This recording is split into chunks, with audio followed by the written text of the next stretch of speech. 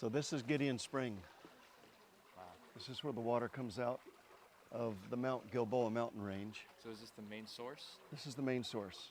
From this, the Ein Harod, which was the name of the stream or the river, comes out and is formed. It's from this water, in this place, that Gideon and his men camped.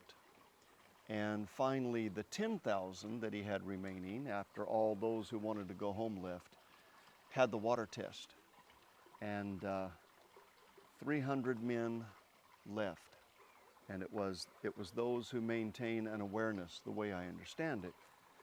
If you put your head right down to the water, you were excluded from the battle. You had to bring the water up to your lips, which indicated that you were aware of what's going on. You're not immersed in, pardon the expression, you're not immersed in what you were doing, but you maintain an awareness at all times. So this is where Gideon's army was whittled down to the final 300 that defeated the thousands of the Midianites just out here on the plain between here and Mount Morah that I showed you. How long ago was that?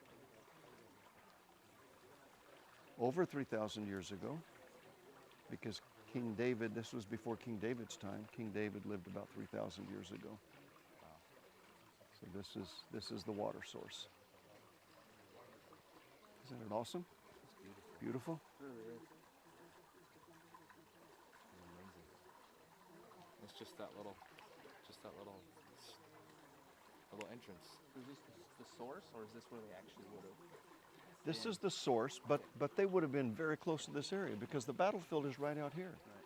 Where the Midianites were is just right out here. So, Right. I mean, they wouldn't have been way downstream somewhere.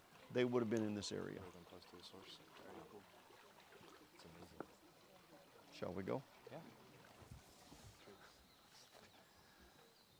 So 10,000. What did Gideon start with? Do you remember? Was it 21,000?